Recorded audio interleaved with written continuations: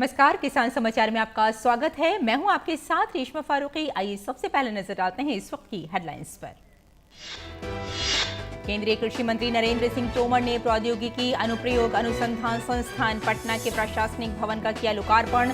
कहा, प्रधानमंत्री के आह्वान पर नई सोच के साथ कृषि क्षेत्र में तेज गति से हो रहा है विकास। कहा, कृषि प्रधान हमारे देश में कृषि क्षेत्र का सर्वांगीण विकास देश और समय की है जरूरत।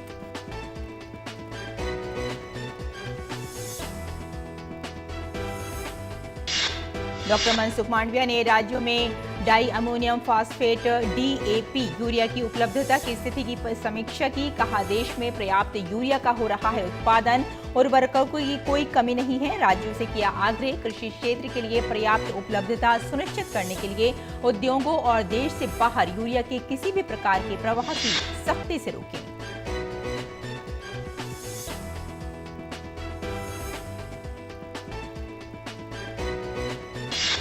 पशुपालन और डेयरी विभाग ने एंटी माइक्रोबियल प्रतिरोध का मुकाबला करने के लिए राष्ट्रीय कार्य योजना पर एक राष्ट्रीय कार्यशाला का किया आयोजन। केंद्रीय मंत्री पुरुषोत्तम रुपाला ने कहा, स्वच्छता से पवित्रता के उद्देश्य से सभी स्तरों पर समग्र पशु स्वास्थ्य बुनियादी ढांचे को मजबूत करने के लिए गंभीर और समन्वित प्रयासों की है जरूरत।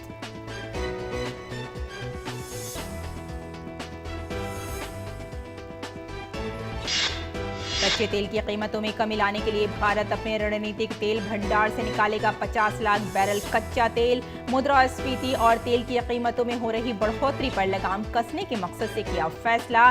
चीन, जापान, दक्षिण कोरिया और ब्रिटेन भी ऑयल रिजर्व से तेल निकालने पर जल्द लेंगे निर्णय।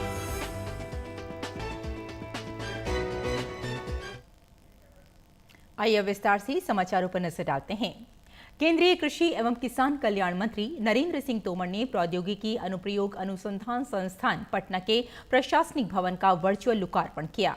इस अवसर पर तोमर ने कहा कि कृषि प्रधान हमारे देश में कृषि क्षेत्र का सर्वांगीण विकास देश और समय की जरूरत है। किसानों की आमदनी बढ़े, उनका जीवन समृद्ध हो, खेती में उत्पादन और उत्पादकता बढ़े, इसके लिए प्रधानमंत्री नरेंद्र मोदी ने दिशा निर्देश दिए हैं और राज्य सरकारों और किसानों से भी आग्रह किया है कि पीएम के आह्वान पर देश भर में नई सोच के साथ खेती के क्षेत्र में तेज गति से विकास हो रहा है। सरकार ने नए कार्यक्रम हाथ में लिए हैं और राज्य सरकारें भी द्रुत गति से आगे बढ़ रही हैं, जिसका लाभ निश्चित रूप से भारतीय खेती को मिलने वाला है। केंद्रीय मंत्री ने कहा कि बिहार और झारखंड सहित पूर्वी भारत देश का महत्वपूर्ण हिस्सा है, जहां कृषि के विकास की बहुत संभावनाएं हैं। यहां के लिए कृषि अनुसंधान पर तेजी से काम करना होगा। ये क्षेत्र कृषि में ऊंचाइयां प्राप्त करें, यहां हम सब की जिम्मेदारी है। भारत सरकार ने कई योजनाएं लागू की हैं, जिनके माध्यम से किसानों को लाभ पहुंचने में राज्य सरकारों और कृषि विज्ञान केंद्रों का सहयोग अपेक्षित है। किसानों के जीवन में तब्दीली लाने पर फोकस करते हुए सभी को मिलकर काम करना होगा। तोमर ने कहा कि वर्ष 2014 में केंद्र में आने के बाद से प्रधानमंत्री जी का ध्यान देश के सर्वांगीण विकास पर है। साथ ही गांव गरीब किसान कल्याण को प्राथमिकता दी है। किसान आगे बढ़ें, कृषि समृद्ध व लाभप्रद हो, किसान नई तकनीक से जुड़ें, जलवायु के अनुकूल किस्में उन तक पहुंचें, उत्पादकता बढ़े, नुकसान की संभावना कम कर सकें, ग्रामीण क्षेत्रों में जरूरी सुधार हो। इसके लिए मोदी जी ने कई कार्यक्रम संचालित किए हैं। खाद्यान्न में हम देश व दुनिया की आवश्यकता पूरी कर रहे हैं। अधिकांश उत्पादों के मामले में विश्व में पहले या दूसरे नंबर पर है, लेकिन हम सिर्फ आंकड़ों पर संतोष नहीं करना चाहते। किसानों की आय व उत्पादन को संतुलित करने का प्रयास सरकार कर रही है। कई क्षेत्र ऐसे हैं जहां पानी की प्रचुरता है, पर अच्छे उत्पादन में वे बाधक बन जाता है, तो कुछ क्षेत्र ऐसे हैं जहां खेती वर्षा के पानी पर निर्भर है। इस असंतुलन को दूर करने के लिए वैज्ञानिक अच्छा अनुसंधान कर किसानों को लाभ पहुंचाएं। केंद्रीय मंत्री ने बताया कि प्रधानमंत्री किसान सम्मान निधि के जरिए देश में अभी तक लगभग 11 करोड़ किसानों के खाते में 1,62,000 करोड़ रुपए जमा किए जा चुके हैं। इस बात पर ध्यान दिया जा रहा है कि इंफ्रास्ट्रक्चर गांवों तक पहुंचे और कोल्ड स्टोरेज व वेयर हाउस की सुविधा खेतों के नजदीक हो, जिसके लिए प्रधानमंत्री जी द्वारा 1 लाख करोड़ रुपए की कृषि इंफ्रा फंड का प्रावधान किया गया है। इसके तहत अभी तक लगभग 11,000 करोड़ रुपए के प्रोजेक्ट आए हैं, जिनमें से 5700 करोड़ रुपए के प्रोजेक्ट स्वीकृत कर दिए गए हैं। मत्स्य पालन, मधुमक्खी पालन, हर्बल खेती और फूड प्रोसेसिंग सहित कृषि व संबद्ध क्षेत्रों के लिए प्रधानमंत्री जी ने आत्मनिर्भर भारत अभियान के अंतर्गत कुल 1.5 लाख करोड़ रुपए से ज्यादा के प्रावधान किए हैं। तोमर ने बिहार और झारखंड में भी इन फंड्स का अधिक उपयोग करने पर जोर दिया ताकि किसानों की दशा और खेती में बदलाव आ सके। और केंद्रीय रसायन और उर्वरक मंत्री डॉक्टर मनसुख मांडविया ने राज्यों के कृषि मंत्रियों के साथ देश भर में उर्वरक उपलब्धता की स्थिति की समीक्षा करते हुए आश्वासन दिया कि देश भर में उर्वरक का पर्याप्त उत्पादन हो रहा है और इनकी कोई कमी नहीं है। वर्चुअली आयोजित इस समीक्षा बैठक में 18 राज्यों के कृषि मंत्रियों ने भाग लिया। ये देखते हुए कि किसानों और कृषि क्षेत्र की उर्वरक आवश्यकताओं का प्रबंधन केंद्र और राज्यों की सामूहिक जिम्मेदारी है। डॉक्टर मनसुख मांडविया ने डाई अमोनियम फास्फेट DAP के लिए किसानों की बढ़ी हुई मांग को पूरा करने के लिए पिछले कुछ महीनों के दौरान सहयोगात्मक प्रयासों के लिए राज्यों के प्रति आभार व्यक्त किया। उन्होंने कहा कि सामूहिक प्रयासों के परिणाम स्वरूप केंद्रीय रसायन और उर्वरक मंत्रालय और राज्यों के बीच निर्बाध समन्वय रहा है। राज्य के कृषि मंत्रियों ने पिछले कुछ महीनों के दौरान तब उर्वरक आवश्यकता को पूरा करने के लिए केंद्रीय मंत्री को धन्यवाद दिया जब कई राज्यों में DAP की मांग बढ़ी थी। उन्होंने राज्य मंत्रियों को पिछले लगभग 2 महीने से चल रहे उर्वरक डैशबोर्ड और विभिन्न जिलों में पर्याप्त उर्वरक उपलब्धता सुनिश्चित करने के लिए राज्यों और केंद्र के बीच प्रभावी समन्वय के लिए 24 घंटे काम कर रहे नियंत्रण कक्ष की जानकारी दी। उन्होंने राज्यों से अधिक प्रभावी और उत्पादक उर्वरक प्रबंधन के लिए उर्वरक डैशबोर्ड पर दैनिक आधार पर आवश्यकता आपूर्ति की निगरानी करने का आग्रह किया। उन्होंने कहा कि इसके लिए पहले से योजना बनाना और साप्ताहिक आधार पर जिलेवार आवश्यकता का आकलन करना महत्वपूर्ण है। विभिन्न जिलों में पर्याप्त मात्रा में शेष एवं अनुपयोगी उर्वरक है। दैनिक नियमित निगरानी हमें बेहतर प्रबंधन के लिए अग्रिम रूप से सूचित करेगी। साथ ही केंद्र राज्यों द्वारा बताई गई आवश्यकता के आधार पर बिना किसी देरी के उर्वरकों की आपूर्ति कर रही है। डॉक्टर मनसुख मांडविया ने कहा कि प्रधानमंत्री के निर्देश पर केंद्र उर्वरकों पर अनुदान सब्सिडी को पूरा करने के लिए प्रतिबद्ध है, जिससे उनका वित्तीय बोझ कम होगा। उन्होंने आश्वासन दिया कि आगामी रबी मौसम में देश की यूरिया की आवश्यकता को पूरा करने के लिए केंद्र अथक प्रयास कर रहा है। रोगाणुरोधी जानवरों के स्वास्थ्य और कल्याण के लिए अत्यधिक उपयोगी है, लेकिन इसके अत्यधिक इस्तेमाल से विश्व स्तर और भारत में काफी दिक्कतें देखी जा रही हैं।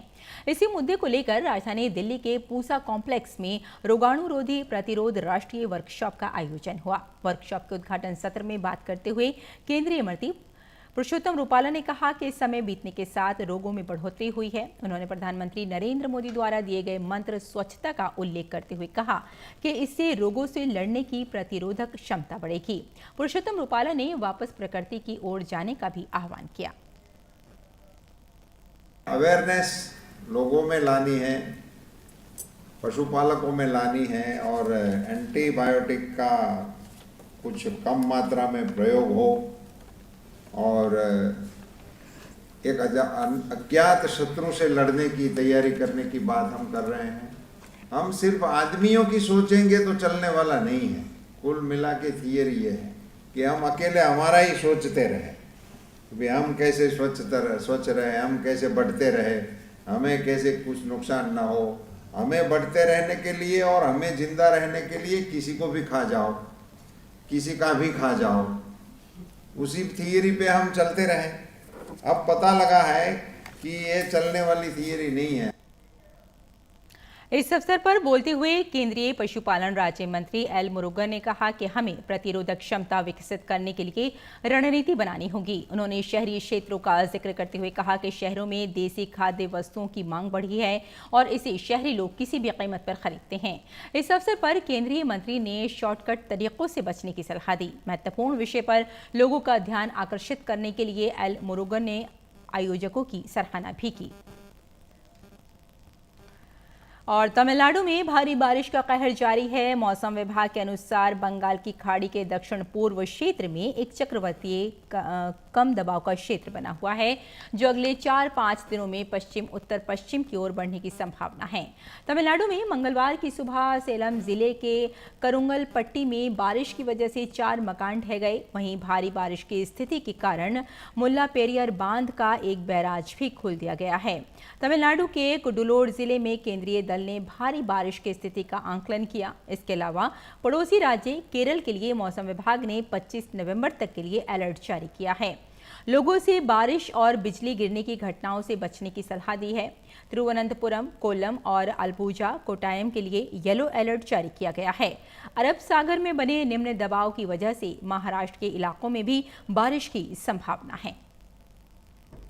कर्नाटक के मुख्यमंत्री बसवराज बोम्मई ने लगातार हुई वर्षा से बाढ़ग्रस्त बेंगलुरु के आसपास के क्षेत्रों तथा जवाहरलाल नेहरू उच्च वैज्ञानिक अनुसंधान केंद्र के मान्यता प्रौद्योगिकी पार्क का दौरा किया। उन्होंने वर्षा के जल की निकासी के लिए बनाए गए जल के मुख्य नालों का निरीक्षण किया। मुख्यमंत्री ने कहा कि बेंगलुरु में वर्षा से जमा हुआ जल की निकासी के लिए बनाए गए मुख्य नालों या राजा कलुवेस को चौड़ा करने के लिए एक मास्टर प्लान लाया जाएगा।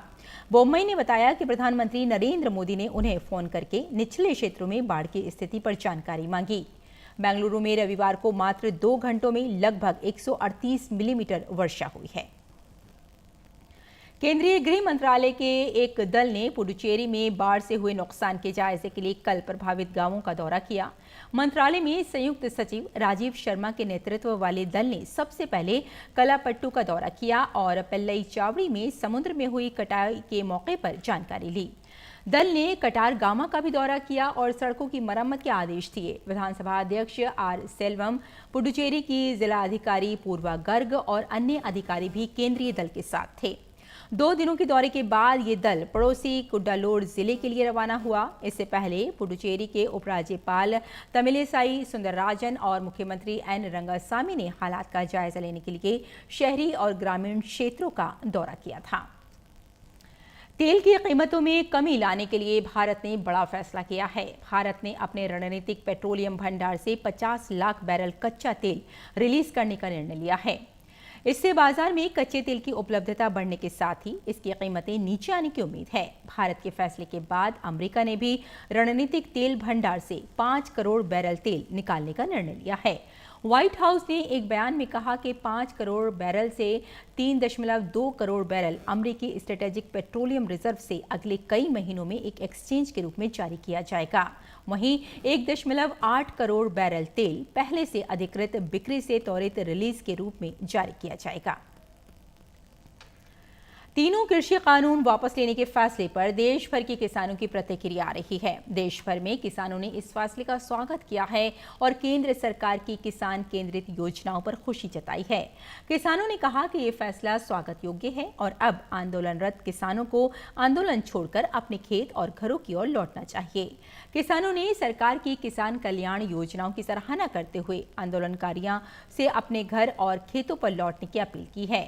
देश भर के इन किसानों का कहना है कि आंदोलनकारी इन कृषि कानूनों को ठीक से नहीं समझ पाए, लेकिन अब जबकि सरकार ने तीनों कृषि कानूनों को वापस लेने का फैसला कर लिया है, ऐसे में आंदोलनकारियों को अपने घरों और खेतों पर लौटना चाहिए। हमें बहुत खुशी है कि जो ये कानून कृषि कानून था हमारे प्राइम मिनिस्टर जी ने वापस ले लिया। तो अब हम चाहते हैं कि किसान जो है अपना आंदोलन वो ख़त्म करें और अपने अपने घरों में जाएं, अपना कारोबार करें। इसके लिए हमें सब ने मिलकर प्रधानमंत्री जी का शुक्रिया अदा करना चाहिए। मोदी सरकार ने जो ये 3 कानून वापस लिए हैं, मेरा किसानों से अनुरोध है कि इनको खोला जाए ताकि आम आदमी को यहाँ से निकलने बढ़ने में कोई परेशानी ना हो। आदरणीय प्रधानमंत्री श्री नरेंद्र मोदी जी का बहुत बहुत धन्यवाद करता हूँ, जिन्होंने जो कृषि कानून रद्द करके देश की जनता को राहत दी है। और मैं जो किसान भाई इस आंदोलन का हिस्सा है बने हुए हैं, जितनी भी जथेबंदियां हैं, मैं उनसे निवेदन करता हूं, विनती करता हूं कि वो सारे ही इस आंदोलन को ख़त्म करके वो अपने काम धंधे में लगें। प्रधानमंत्री जी ने बहुत ही सोच विचार करके और किसान हित में फैसला लेते हुए उक्त कानून को वापस लिया है। हम लोग खुश हैं, संतुष्ट हैं उनके कृषि कानून वापस लेने से। केंद्रीय सरकार को और नरेंद्र मोदी जी को धन्यवाद बोलना चाहता हूं, क्योंकि ये जो कृषि बिल को प्रत्याहार करने के लिए, और जो कृषक बंधु अभी भी धरने पे बैठा है उन लोगों को आग्रह करना चाहता हूं कि उन लोगों का धरना प्रत्याहार कर ले और केंद्रीय सरकार और नरेंद्र मोदी जी के ऊपर आस्था रखे और भरोसा रखे, अपना धरना को उठा ले। और उपराष्ट्रपति एम वेंकैया नायडू ने लोगों से पर्यावरण के प्रति जागरूक बनने और जलवायु परिवर्तन के इस काल में दीर्घकालिक जीवन शैली अपनाने का आह्वान किया। उन्होंने कहा कि अब समय आ गया है कि हम अपने ग्रह के स्वास्थ्य में वांछित बदलाव लाने के लिए आवश्यक संशोधन करें। उपराष्ट्रपति ने विशाखापट्टनम में समुद्र तटीय इकोसिस्टम के लिए वन अनुसंधान केंद्र का दौरा किया और समुद्री पर्यावरण पर ज्ञान के प्रसार और तटीय क्षेत्र में निवास कर रहे समुदायों के साथ काम करने के लिए बनाई गई संस्थान की समुद्री व्याख्या इकाई का उद्घाटन किया। बाद में एक फेसबुक पोस्ट में उन्होंने केंद्र की अपनी यात्रा के अपने अनुभव को याद किया। नायडू को पूर्वी घाटों की पक्षी विविधता के साथ साथ विशाखापट्टनम जिले की 114 किलोमीटर लंबी समुद्री तट रेखा के साथ मैनग्रोव से जुड़े पक्षियों की प्रजातियों से भी अवगत कराया गया। ये केंद्र अपने संपूर्ण परिप्रेक्ष्य में समुद्री जल के अंतर्गत इमारती लकड़ी संरक्षण पर अनुसंधान के लिए देश में अकेला प्रतिष्ठान है। नायडू ने कहा कि उन्हें खुशी है कि FRCCI पूर्वी और पश्चिमी तट के मैनग्रोव और तटीय इकोसिस्टम के संबंध में वन जैव विविधता और वन आनुवंशिक संसाधन के प्रबंधन पर अनुसंधान कर रहा है। उन्होंने कहा, मैनग्रोव इकोसिस्टम के साथ साथ पूर्वी घाट की जैव विविधता पर उनका शोध कार्य पारिस्थितिक शरण और जलवायु परिवर्तन के इस काल में और अधिक महत्वपूर्ण है। नायडू ने इस बात पर प्रसन्नता व्यक्त की कि केंद्र ने गरीबों को कम करने के उपाय के रूप में आंध्र प्रदेश और तमिलनाडु के मछुआरों को इस शरण योग्य लकड़ी से निर्मित 100 उपचारित नौकाएं वितरित की हैं। उन्होंने फिर जोर देकर कहा कि विज्ञान का अंतिम उद्देश्य खुशी लाना है और लोगों के जीवन को बेहतर बनाना है। उपराष्ट्रपति ने समुद्री तटीय जन समुदाय के लाभ के लिए किए जा रहे अच्छे कार्यों के लिए इस केंद्र की सराहना की।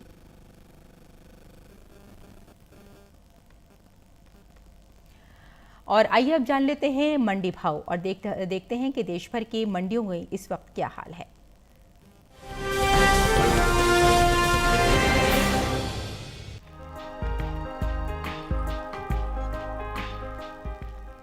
देश से होने वाले गेहूं के निर्यात में लगातार इजाफा हो रहा है। इस साल देश से होने वाला गेहूं का निर्यात पिछले साल के मुकाबले कई गुना बढ़ा है। एपिडा की ओर से जारी ताज़ा आंकड़ों के अनुसार साल 2021 में अप्रैल से सितंबर महीने में देश से गेहूं का निर्यात 23,46,000 टन के पार पहुंच गया है, जबकि बीते साल की समान अवधि के दौरान निर्यात महज 4,04,224 टन का ही हुआ था। वहीं देश भर में इन दिनों रबी गेहूं की बुआई बीते साल से पीछे चल रही है। गेहूं के रकबे में अब तक 5,000 हेक्टेयर की कमी दर्ज की गई है। कृषि मंत्रालय की ओर से साल 2021-22 के लिए 12 नवंबर को जारी ताज़ा आंकड़ों के अनुसार रबी सीजन में गेहूं की बुआई 41,13,000 हेक्टेयर में हो चुकी है, जबकि साल 2020-21 के दौरान गेहूं की बुआई का रकबा 46,13,000 हेक्टेयर रहा था। इन दिनों कृषि उपज मंडियों में गेहूं की आवक सामान्य बनी हुई है। एग्मार्क नेट के अनुसार गुजरात की धोराजी मंडी में 22 नवंबर को गेहूं का भाव रहा 1,960 रुपए। 23 नवंबर को इसके भाव में 15 रुपए की तेजी आई और भाव 1,975 रुपए पर जा पहुंचा, जबकि राज्य की ही जम्बूसर मंडी में इस दौरान गेहूं के सौदों में नरमी के साथ कारोबार हुआ। यहां 22 नवंबर को गेहूं का भाव था 2,100 रुपए। 23 नवंबर को इसके भाव में 200 रुपए की गिरावट आई और भाव 1,900 रुपए पर आ गया। मध्य प्रदेश की खातेगांव मंडी में 23 नवंबर को गेहूं का भाव 7 रुपए लुढ़क कर 1,987 रुपए से 1,980 रुपए हो गया। वहीं राजस्थान की बेगू मंडी में बीते 2 दिनों के दौरान गेहूं के भाव स्थिर रहे। यहां 22 और 23 नवंबर को गेहूं 2,050 रुपए पर बिका, जबकि उत्तर प्रदेश की अलीगढ़ मंडी में 22 नवंबर को गेहूं का भाव रहा 1,940 रुपए, जो कि 23 नवंबर को 10 रुपए बढ़कर 1,950 रुपए पर पहुंच गया।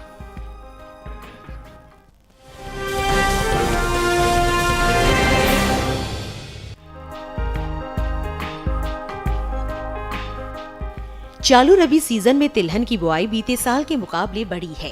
अब तक रबी तिलहनी फसलों की बुआई में 11 लाख हेक्टेयर की बढ़त दर्ज की गई है।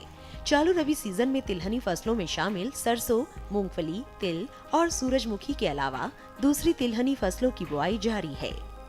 कृषि मंत्रालय की ओर से साल 2021-22 के लिए 12 नवंबर को जारी ताज़ा आंकड़ों के अनुसार तिलहन किसानों ने 59,63,000 हेक्टेयर में तिलहन की बुआई कर ली है, जबकि साल 2020-21 के दौरान बुआई का रकबा 47,87,000 हेक्टेयर रहा था। सोयाबीन के हाजिर भाव की बात करें तो एग्मार्कनेट के अनुसार गुजरात की धोराजी मंडी में 22 नवंबर को सोयाबीन का भाव रहा 6,030 रुपए। 23 नवंबर को इसके भाव में 275 रुपए की तेजी आई और भाव 6,305 रुपए पर जा पहुंचा। मध्य प्रदेश की खातेगांव मंडी में इस दौरान सोयाबीन के सौदों में बढ़त के साथ कारोबार हुआ। यहां 22 नवंबर को सोयाबीन का भाव था 5,120 रुपए। 23 नवंबर को इसके भाव में 690 रुपए की मजबूती आई और भाव हो गया 5,810 रुपए। यहीं की महू मंडी में बीते 2 दिनों के दौरान सोयाबीन के भाव स्थिर रहे। यहां 22 और 23 नवंबर को सोयाबीन 3,400 रुपए पर बिकी, जबकि महाराष्ट्र की पालम मंडी में 22 नवंबर को सोयाबीन का भाव था 6,151 रुपए। 23 नवंबर को इसके सौदों में 39 रुपए की गिरावट आई और भाव 6,150 रुपए हो गया। उत्तर प्रदेश की ललितपुर मंडी में सोयाबीन के भाव में गिरावट दर्ज की गई। यहां 22 नवंबर को सोयाबीन का भाव रहा 5,650 रुपए। 23 नवंबर को इसके भाव में 50 रुपए की नरमी आई और भाव 5,600 रुपए हो गया। बता दें कि साल 2021-22 के खरीफ फसलों के लिए पहला अग्रिम अनुमान जारी हो चुका है। कृषि मंत्रालय की ओर से जारी पहले अग्रिम अनुमान के अनुसार साल 2021-22 के दौरान देश भर में सोयाबीन की उपज 12.72 मिलियन टन हो सकती है।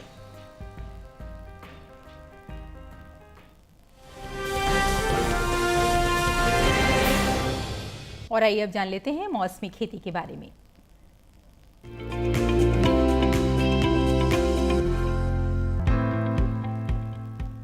मध्य प्रदेश में गेहूं की बुवाई करें, गेहूं के खेत में सिंचाई कर लें, किसान सरसों की बुवाई करते रहें, सरसों के खेत में जरूरी उर्वरक डालें, यहाँ लोबिया की बुवाई कर सकते हैं, साथ ही मटर बोएं। मध्य प्रदेश में कपास के खेत में सिंचाई करें, कपास के खेत में जरूरी उर्वरक डालें, किसान टमाटर की रोपाई करते रहें, यहीं बैगन और भिंडी की रोपाई कर सकते हैं, वहाँ के किसान लाल मिर्च और फूल गोभी की रोपाई कर लें। इसके अलावा गाजर की रोपाई करें, इसके साथ ही मेथी और पालक की रोपाई करते रहें। मध्य प्रदेश में गन्ने की बुवाई कर लें, छत्तीसगढ़ में धान के खेत में पर्याप्त नमी बनाए रखें, किसान गेहूं की बुवाई कर सकते हैं, गेहूं के खेत में जरूरी उर्वरक डालें, यहाँ सरसों की बुवाई कर लें, सरसों के खेत में निराई कर सकते हैं, सरसों के खेत में सिंचाई करते रहें, वहीं कुसुम और कपास की बुवाई कर लें। छत्तीसगढ़ में मटर की बुवाई करें, किसान मटर के खेत में पर्याप्त नमी बनाए रखें। अभी आलू की बुवाई करते रहें, साथ ही चने की बुवाई कर लें, इस समय लहसुन भी बोएं, लहसुन के खेत में पर्याप्त नमी बनाए रखें। छत्तीसगढ़ में प्याज की बुवाई कर सकते हैं, वहां केले की रोपाई करते रहें, इसके साथ ही पपीते की रोपाई करें।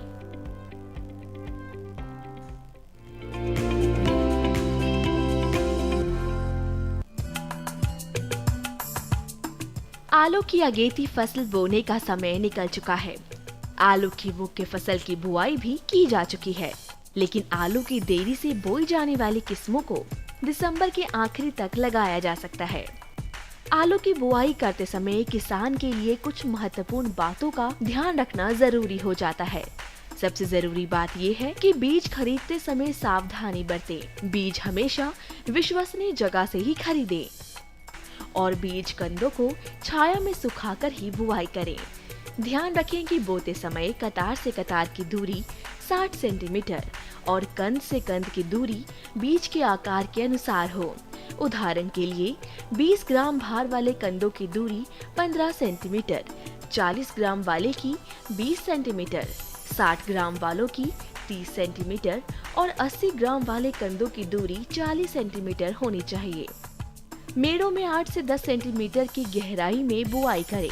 अच्छी फसल लेने के लिए फसल में 7 से 10 बार सिंचाई जरूर करें। पहली सिंचाई बुआई के 10 से 12 दिन बाद अंकुरण से पहले और दूसरी सिंचाई बुआई के 20 से 22 दिन बाद करें। अंतिम सिंचाई खुदाई से 10 दिन पहले करें। बुआई करने से पहले आप अपने खेतों की मिट्टी की जांच भी जरूर करा लें। आलू की बुआई के लिए 1 हेक्टेयर में 180 किलो नाइट्रोजन, 60 किलो फास्फोरस और 100 किलो पोटाश की जरूरत होती है। जब पौध की ऊंचाई 8 से 10 सेंटीमीटर की हो जाए तो खुरपी की मदद से खरपतवार को साफ करते रहें। आलू में झुलसा रोग होने का खतरा बना रहता है। ये रोग पत्ती, डंठल और कंद सब पर लगता है। झुलसा रोग होने पर पत्तियों पर हल्के पीले धब्बे दिखाई देने लगते हैं। ध्यान रहे कि फसल में किसी भी तरह का छिड़काव करने से पहले कृषि विशेषज्ञों की सलाह जरूर लें। आप अपने नजदीकी कृषि विज्ञान केंद्रों से भी खेती से जुड़ी जानकारी ले सकते हैं।